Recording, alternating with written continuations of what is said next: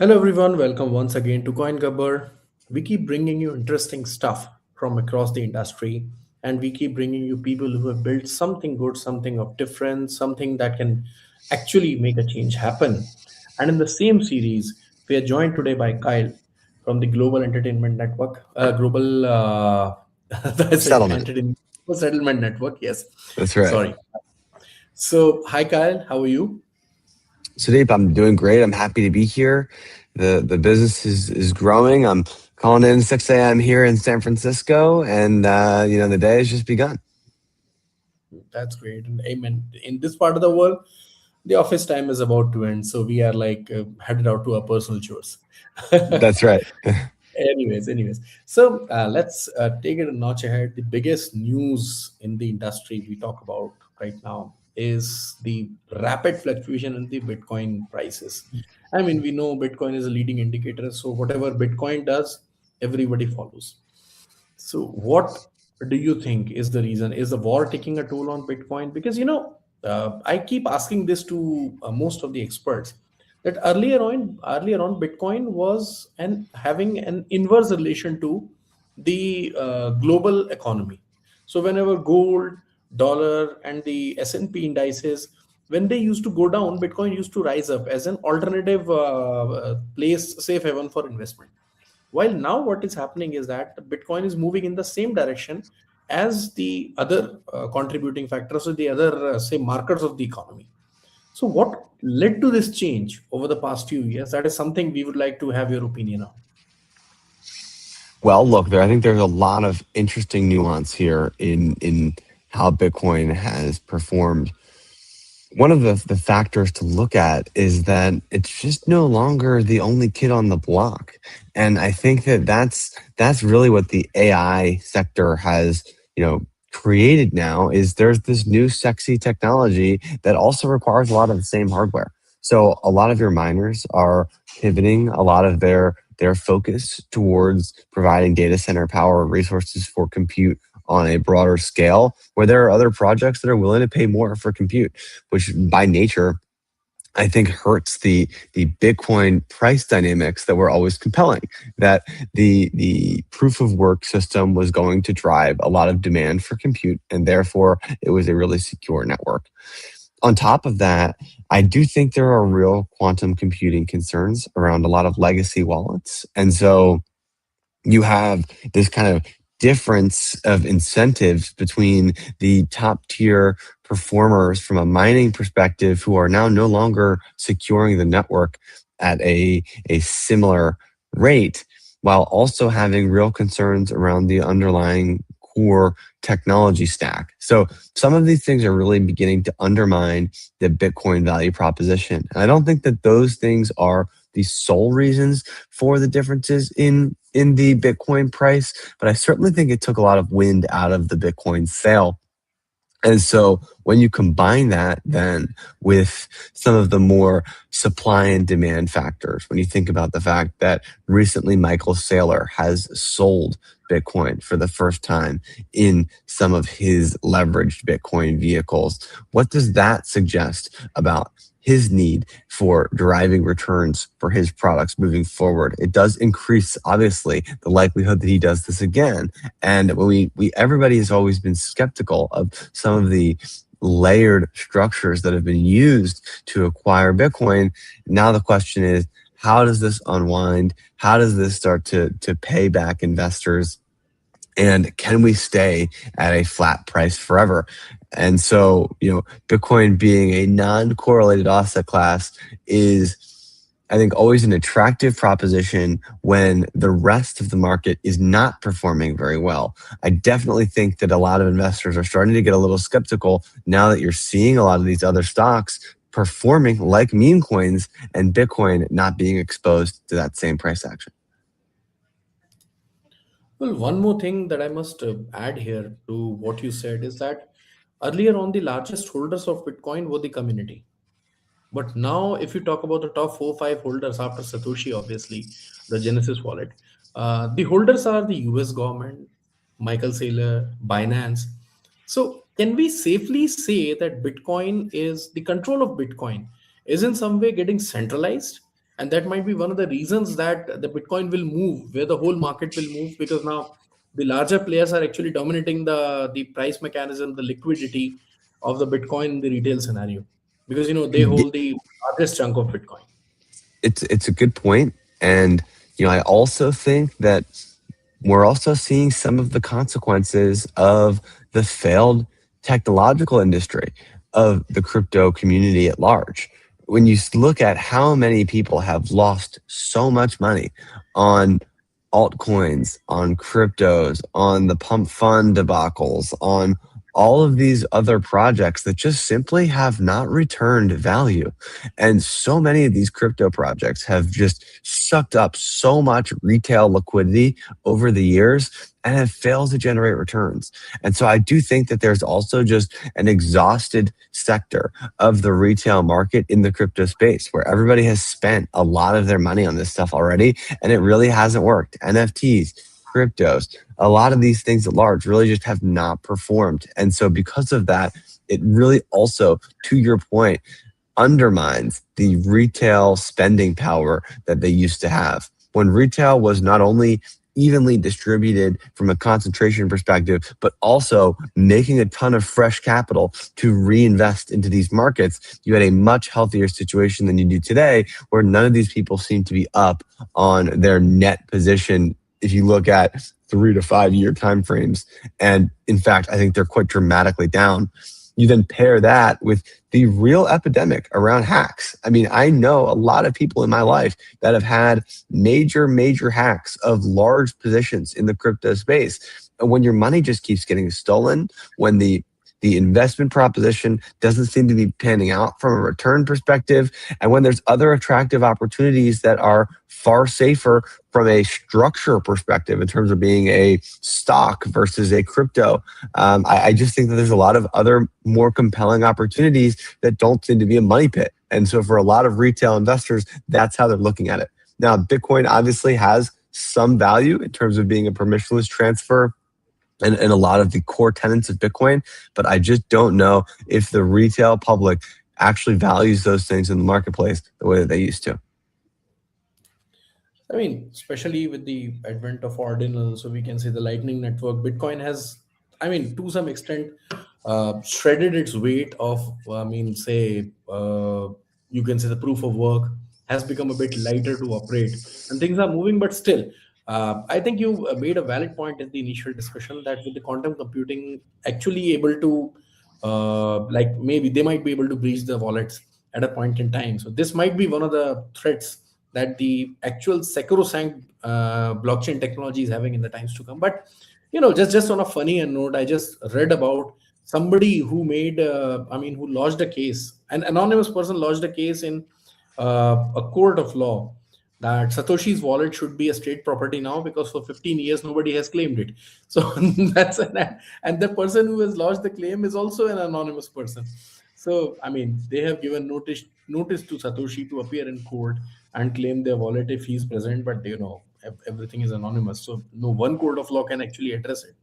But that's one side of things. On a funnier note, if we get more serious into the ecosystem, do you think the war is taking a toll on the prices of the crypto ecosystem as well? Because most of the liquidity is going into necessities now. So people are pulling out their liquidity from their investments in any ecosystem. So the panic when the panic spreads, the most vulnerable of assets will go down the first, and the most vulnerable asset right now seemingly is the crypto assets.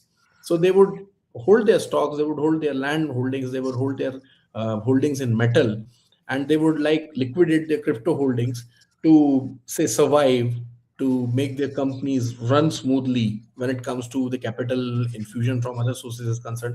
That might be one of the reasons. What do you say about that? It's an interesting point, Sudeep. You know, I I do think personally it is surprising that the stock market has performed so well despite the war. And one might be able to argue that the crypto markets are a less manipulated market than the stock market is right now, and therefore the crypto market is probably reflecting true investor sentiment versus the stock market, which just seems to be, I don't know how we keep hitting all-time highs every single day in the US stock market these days. It does feel that there is some serious froth or hype or mania that's driving especially the semiconductor industry right now. And so hopefully that lasts forever, but history would certainly, I think, argue against that, and I'd be very surprised. And so that has been a very weird development for me, watching from my perspective as a builder and as an entrepreneur. Just seeing how the stock market has performed, and it just hasn't translated to the crypto industry. I think that there must be some factors that you described, whether it's war and other things that are influencing this market. It is interesting that crypto has actually been an operational factor in the wartime sector, in the sense that it has seemed like different payment systems have been used using digital asset ecosystems, whether that's stable coins or Bitcoin, and actually transfer of funds in these regions seems to be happening outside of the SWIFT network and outside of the US banking control. And so that is actually the most interesting part, is that it does seem that crypto adoption is actually happening, just as some of these individuals may have projected, despite the fact that the price may not be driving that demand. And so I think that actually, in an interesting way, that is a healthy sign for the industry, that there is interesting use cases that are not speculation driven, which I think was one of the big criticisms that I've had over the years, is that it does seem that adoption was only driven due to the speculative price increases, as opposed to real legitimate value being communicated. I mean, I have seen the economic upturns and downturns. I have seen three economic cycles over my course of study. I have been in the industry, not crypto, but in the finance industry for like past 27 years now. So I've seen almost three economic cycles since I was a student. And I must say, every technology, when it comes, it has to face the same thing. Like initially, there's a boom because of the speculation. Everybody's coming in. They're trying to harness whatever benefits they can out of it. And then a lot of fictitious use cases come for any technology. And then it settles down. It brings you more closer to the real life scenarios. And that is when the technology starts to mature and generate more of, say, real life utilities. That is what the blockchain ecosystem is doing right now, to my feeling. But that is where we come to an interesting point, that you have actually formed the corporate that you are talking about. You have formed global settlement network, and definitely it is a use case based project, and not like any other project which is on the block of pump and dump scenario and hype and everything. Like, we have been criticizing the building hype in the industry, and I think hype has gone. It's gone somewhere. People are more looking towards what can build them a substantial value and a sustainable value in the times to come, and that is where you come into picture. So we would like to understand what is the project about. But before that, we would ask, what exactly has been your background before coming? Like, I was checking your profile, and you come from a very diverse background. I mean, it has been a U-turn that you took from different industries and back to the blockchain ecosystem. So what has been your background, and what actually led you or maybe pushed you to form this particular company, and what solution do you see before you form this company? Sure. No, well, thanks for setting the table there. That's a very multi-layered question, but I'm happy to give it my best shot. So, my background is that I've been in the crypto industry for quite some time. I started in this industry in 2013, participating in the ecosystem. I live in Miami, Florida, full time, and so by 2015, I was going to the crypto events and started really acting as an operator in the industry.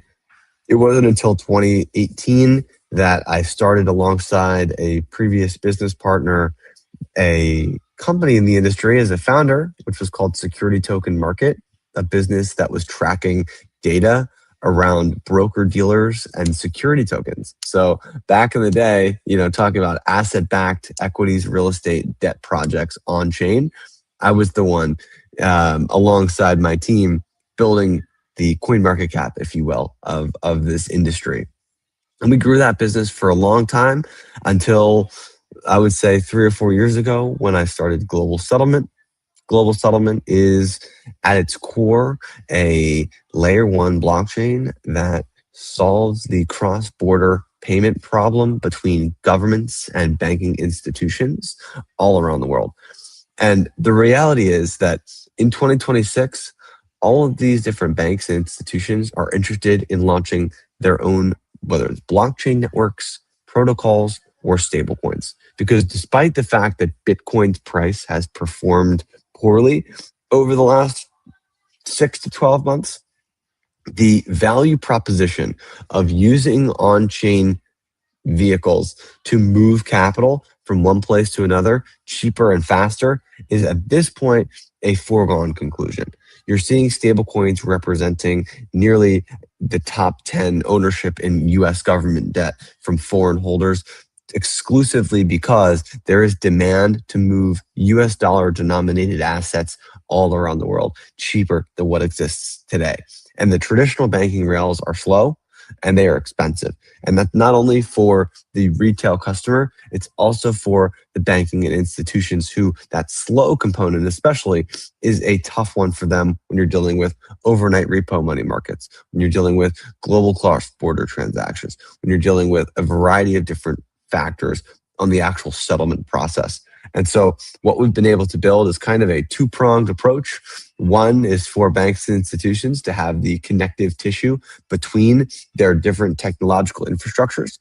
The other side of it is building cross-border payments that track KYC, AML, and compliance information around where the money is going and who it came from, having integrated quantum resistance to protect against the future of a lot of these different novel technologies that are breaking a lot of our encryption services, and then also having the interoperability that's needed for governments or institutions to access the full market without having to be segmented in one particular place. So that really is global settlement in a nutshell, but we can certainly dive in a lot more on the different things about it today.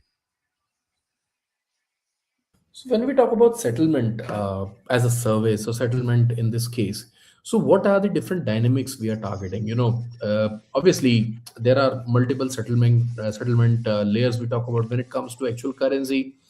Banks act as primary brokers, but eventually Swift is a settlement ecosystem that we target between different countries, different kind of ecosystems. When it comes to blockchain ecosystem, there have been some settlement networks, but there are always challenges. Especially when it comes to the interaction between the blockchain and the real world banking ecosystem, and when it comes to different banks per se.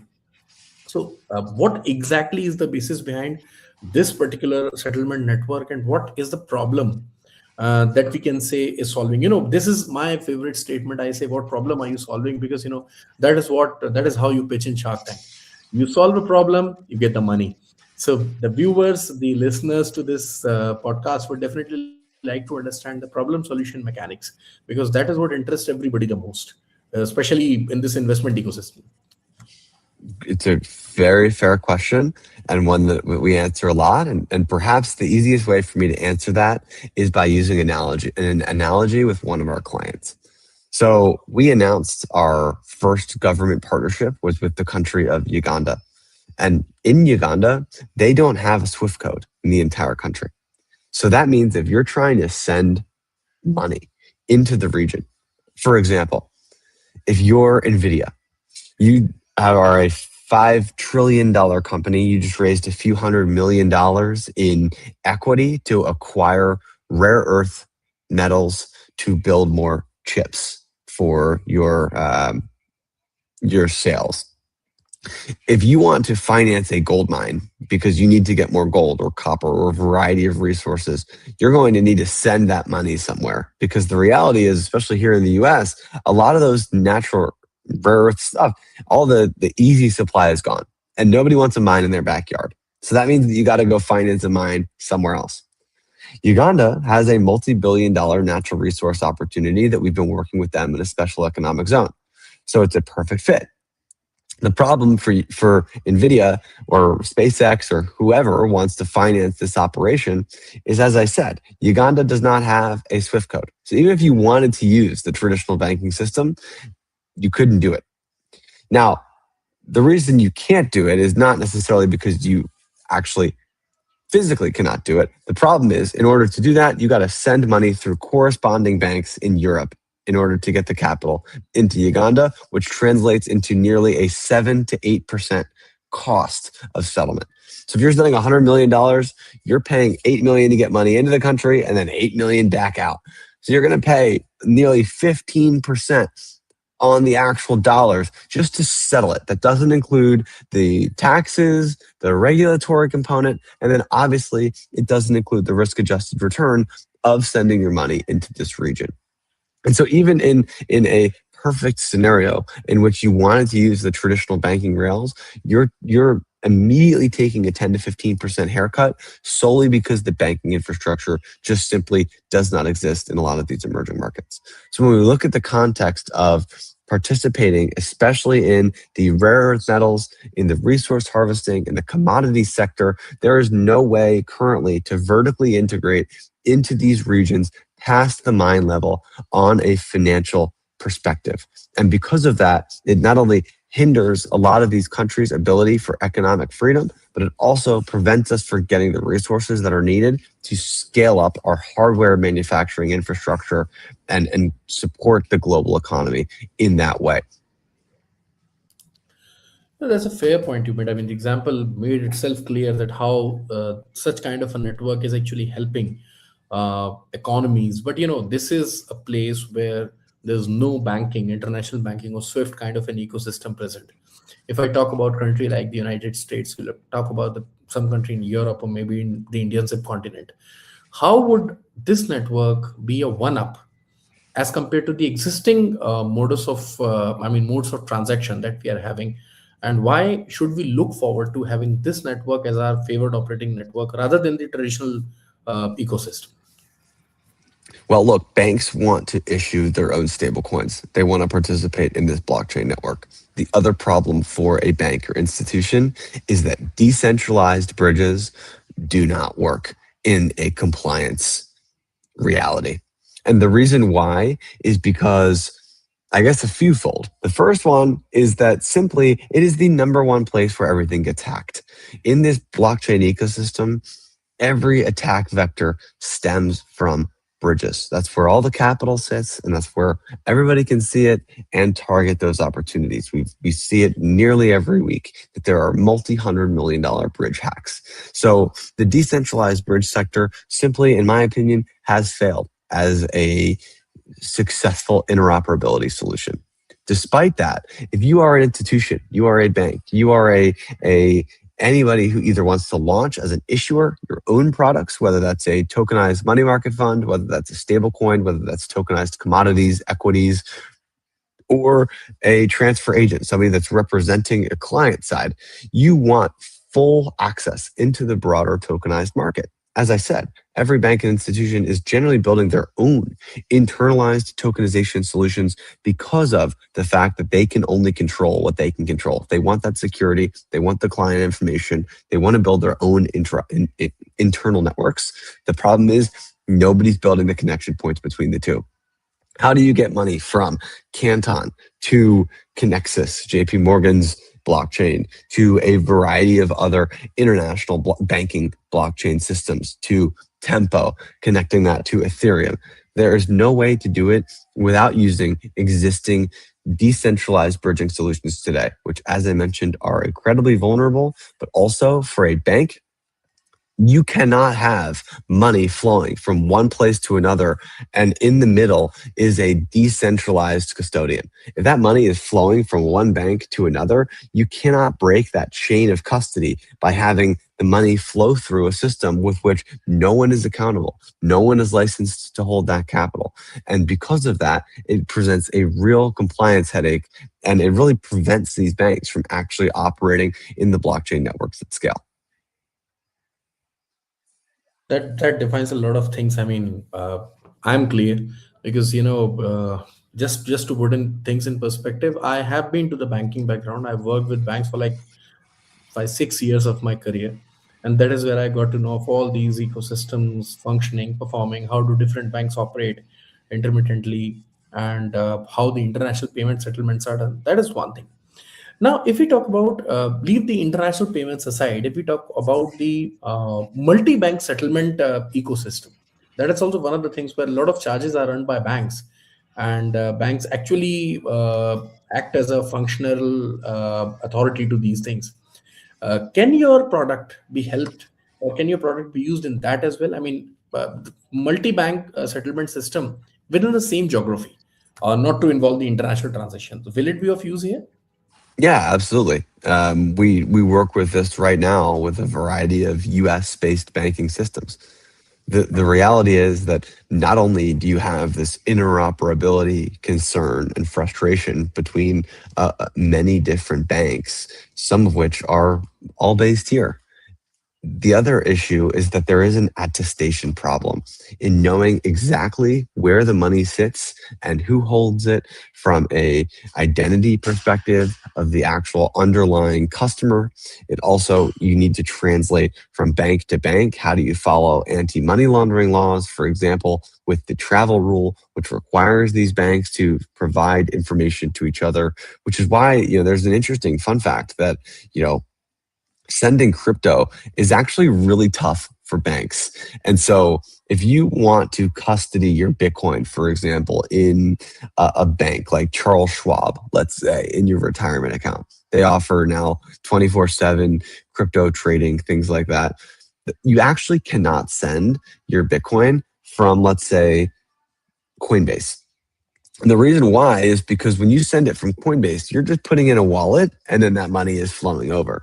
The problem is that for a bank, they have to follow the travel laws, which are a anti-money laundering requirement that says that any money that they receive on behalf of the customer, they need to get information on where that money came from, compliance-wise, where you owned it from, and the trail of that capital.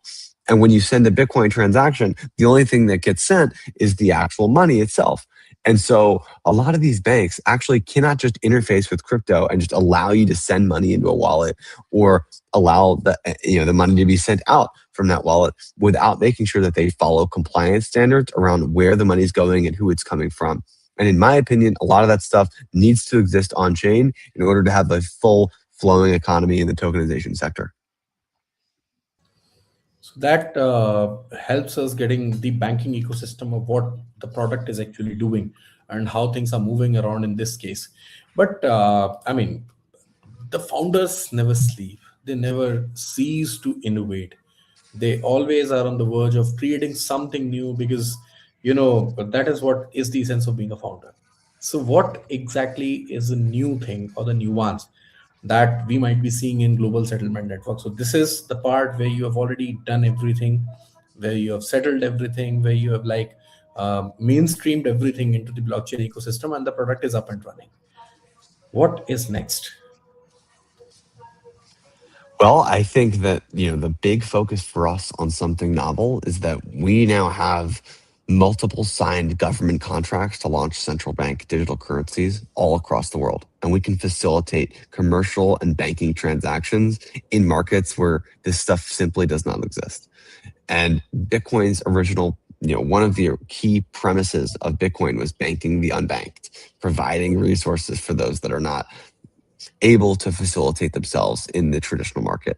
And at the end of the day, while some of these individuals may be able to hold crypto, they cannot interface with their actual regional economies. And so a lot of what we're building is to support central bank upgrades all across the world to really bank people and help participate in their local economies. It's to facilitate commercial and commodities transactions all around the world, and is to allow the banking sector to access so much liquidity that is currently not participating in the global economy. And that's what's really unique about our system, is that we are targeting and accessing regions where there is incredible demand for new products. And the problem with crypto is that all of these solutions have built things that, in my opinion, are basically just spitting in each other's mouths. That's the analogy that I've used before, where the crypto industry is like it's the same liquidity, it's the same money that's moving in the same economic systems with just a new meme coin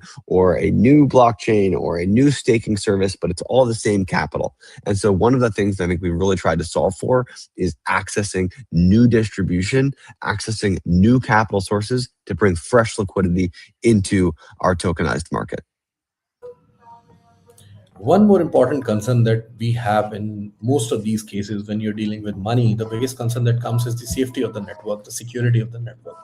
So when we particularly talk about the global settlement network, then what kind of security parameters are you having? How are you ensuring that everything that happens under the hood is damn secured and nothing is going to be hacked, nothing is going to be like channelized somewhere else, and the money that is being transacted through your network is actually safe?